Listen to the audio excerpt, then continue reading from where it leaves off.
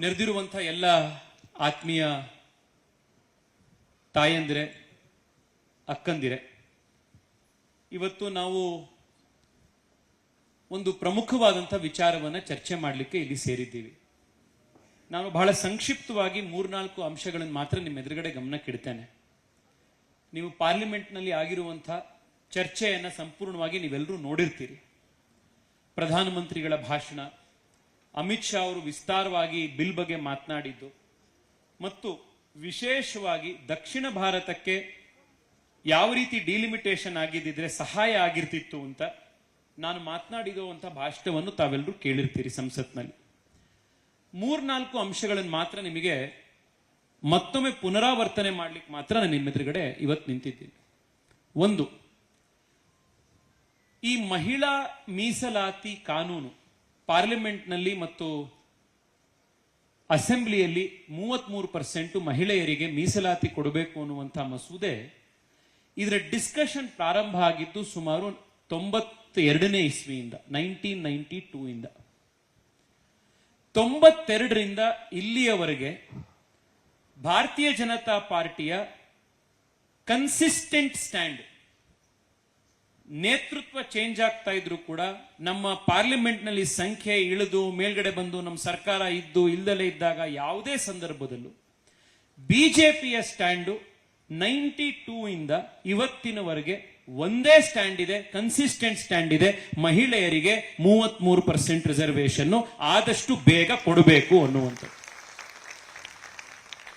ಇದು ಭಾಷಣಕ್ಕೆ ಸೀಮಿತವಾಗಿರುವಂತ, ಹೇಳಿಕೆಗೆ ಸೀಮಿತವಾಗಿರುವಂತ ಕಮಿಟ್ಮೆಂಟು, ಸಪೋರ್ಟ್ ಅಲ್ಲ.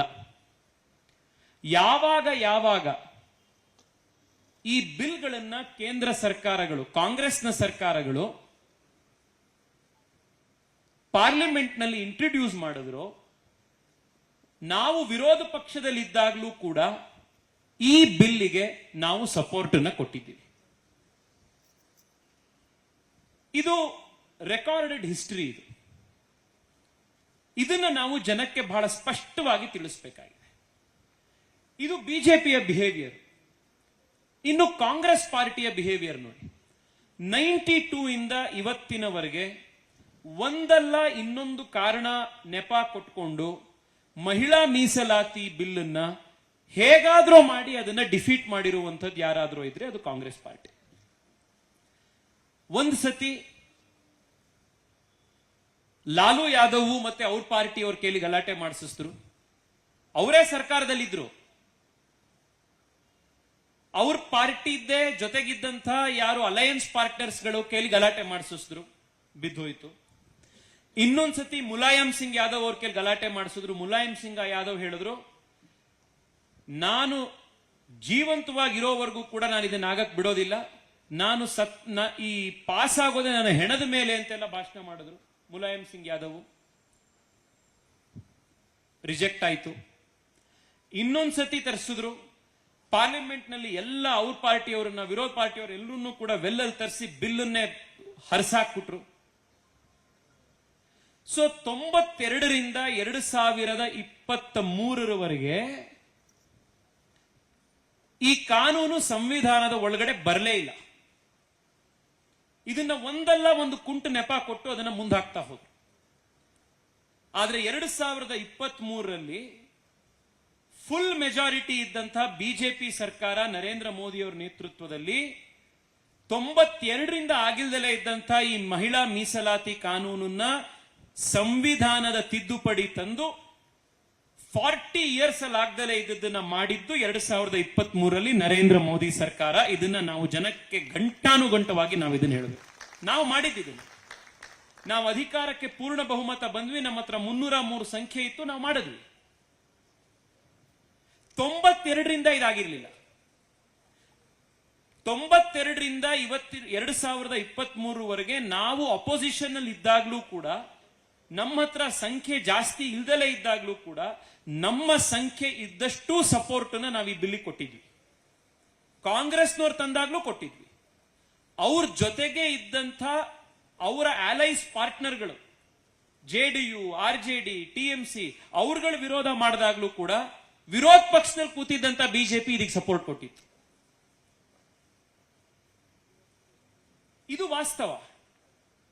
ಆದ್ರೆ 2023ನೇ ಇಸ್ವಿಯಲ್ಲಿ ಕಾನೂನು ತಂದಾಗ ಸರ್ಕಾರಕ್ಕೇನಿತ್ತು,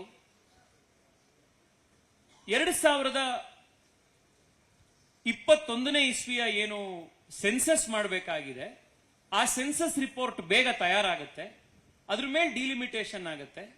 ಆ ಡಿಲಿಮಿಟೇಷನ್ ಆದ ತಕ್ಷಣದಲ್ಲಿ ನಾವು ಇದನ್ನ ಜಾರಿಗೆ ತಗೊಂಡು ಬರೋಣ ಅನ್ನೋದು ಸರ್ಕಾರದ ಇಚ್ಛೆ ಇತ್ತು.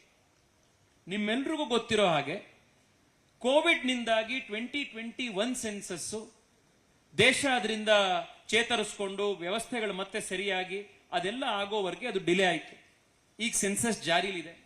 ಸೆನ್ಸಸ್ ರಿಪೋರ್ಟ್ ಬಂದು ಅದಾದ ಮೇಲೆ ಡಿಲಿಮಿಟೇಷನ್ ರಿಪೋರ್ಟ್ ಆಗಿ ಇದೆಲ್ಲ ಆಗೋ ಅಷ್ಟೊತ್ತಿಗೆ 2029ರಲ್ಲೂ ಎಲೆಕ್ಷನ್ ಬಂದ್ಬಿಡುತ್ತೆ.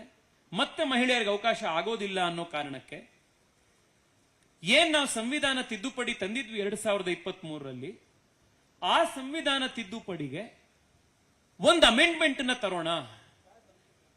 2027ರ ಸೆನ್ಸಸ್ನ ಆಧಾರದ ಬದಲು 2011ನೇ ಇಸ್ವಿಯ ರೆಡಿ ಇರುವಂತಹ ಸೆನ್ಸಸ್ನ ಆಧಾರದ ಮೇಲೆನೆ ಇವಾಗ ನಾವು ಡಿಲಿಮಿಟೇಷನ್ ಮಾಡಿ 2034ರಲ್ಲಿ ರಿಸರ್ವೇಶನ್ ಕೊಡೋದ್ರ ಬದಲು 2023ರಿಂದನೇ ನಾವು ರಿಸರ್ವೇಶನ್ ಕೊಡೋಣಂತೆ. ನಮ್ಮ ಹೆಣ್ಮಕ್ಳು ಕೂಡ ಸಂಸತ್ನಲ್ಲಿ, ನಮ್ಮ ವಿಧಾನಸಭೆಗಳಲ್ಲಿ ಅವರು ಕೂಡ ಶಾಸಕಿಯರಾಗಿ ಸಂಸದರಾಗಿ ಬರಲಿ ಎನ್ನುವಂತ ನಮ್ಮ ಉದ್ದೇಶ ಏನಿತ್ತು, ಅದನ್ನ ಇವತ್ತು ಕಾಂಗ್ರೆಸ್ ಪಾರ್ಟಿ ವಿರೋಧ ಮಾಡಿದೆ. ಈಗ ಕೇಳ್ತಾ ಇದ್ದಾರೆ ಅರ್ಜೆನ್ಸಿ ಏನಿತ್ತು ಅಂತ. ಏನ್ ಅರ್ಜೆನ್ಸಿ ಇತ್ತು? ಈಗಲೇ ಯಾಕೆ ಸೆಷನ್ ತರಬೇಕಿತ್ತು?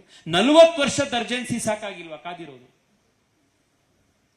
40 ವರ್ಷದ್ದು ಸಾಕಾಗಿಲ್ಲ ಅಂದ್ರೆ ಇನ್ನೆಷ್ಟು ಪೇಷನ್ಸ್ ಇಂದ ಕಾಯ್ಬೇಕು? ಅರ್ಜೆನ್ಸಿ ಇರೋದು ಯಾರಿಗೆ? ಯಾರಿಗೆ ಮಾಡಬೇಕು ಅಂತಿದೆ ಅವ್ರಿಗೆ ಅರ್ಜೆನ್ಸಿ ಇದೆ, ಇದನ್ನ ನಾವು ಮಹಿಳೆಯರಿಗೆ ಹಕ್ಕನ್ನ ಕೊಡಬೇಕು ಅಂತ. ಯಾರಿದನ್ನ ಕುಂಟು ನೆಪ ಕೊಟ್ಟು ಇನ್ನೂ 10 ವರ್ಷ ಮುಂದಕ್ಕೆ ಹಾಕೋಣ, ಇನ್ನೂ 20 ವರ್ಷ ಮುಂದಕ್ಕೆ ಹಾಕೋಣ ಅಂತಾರೆ, ಅವ್ರಿಗೆ ಅರ್ಜೆನ್ಸಿ ಇಲ್ಲ. ಇದು ಇನ್ ಡಿಲಿಮಿಟೇಷನ್ ಯಾಕೆ ಮಾಡ್ತಾ ಇದ್ದೀರಾ ಅಂತ ಕೇಳ್ತಾ ಇದ್ದಾರೆ. ಇದನ್ನ ನಾನು ಇಲ್ಲಿರುವಂತ ಎಲ್ಲ ತಾಯಂದ್ರಲ್ಲಿ ರಿಕ್ವೆಸ್ಟ್ ಮಾಡ್ತಾ ಇದ್ದೀನಿ, ನೀವು ಜನರ ಹತ್ರ ಹೋದಾಗ ಈ ವಿಚಾರವನ್ನ ಬಹಳ ಸ್ಪಷ್ಟವಾಗಿ ತಿಳಿಸಿ. ಲಾಸ್ಟ್ ಭಾರತದಲ್ಲಿ ಡಿಲಿಮಿಟೇಷನ್ ಅಥವಾ ಈ ಸೀಟ್ಸ್ ಗಳ ಸಂಖ್ಯೆ ನಿರ್ಧಾರ ಮಾಡಿದ್ದು 1971ನೇ ಇಸ್ವಿಯಲ್ಲಿ. ಯಾವಾಗ? 1971ನೇ ಇಸ್ವಿಯಲ್ಲಿ ನಿರ್ಧಾರ ಆಯಿತು. ಸಂಸತ್ತಿನಲ್ಲಿ 543 ಸೀಟ್ ಇರಬೇಕು ಅಂತ. ನಿರ್ಭೀತ, ನಿಷ್ಪಕ್ಷಪಾತ, ವಿಶ್ವಾಸಾರ್ಹ ಸುದ್ದಿಗಳಿಗೆ ಮತ್ತೊಂದು ಹೆಸರಾಗಿರುವಂತ ನ್ಯೂಸ್ 18 ಕನ್ನಡ ಈಗ ಆಪ್ನಲ್ಲೂ ಲಭ್ಯವಿದೆ. ದಯವಿಟ್ಟು ಇಲ್ಲಿರುವ QR ಕೋಡ್ ಅನ್ನ ಸ್ಕ್ಯಾನ್ ಮಾಡಿಕೊಂಡು ಆಪ್ ಅನ್ನ ಡೌನ್ಲೋಡ್ ಮಾಡೋದಕ್ಕೆ ಮರಿಬೇಡಿ. ನಿಮ್ಮ ಬೆಂಬಲ ಹೀಗೆ ಸದಾ ನಮ್ಮೊಂದಿಗಿರಲಿ. ಧನ್ಯವಾದ.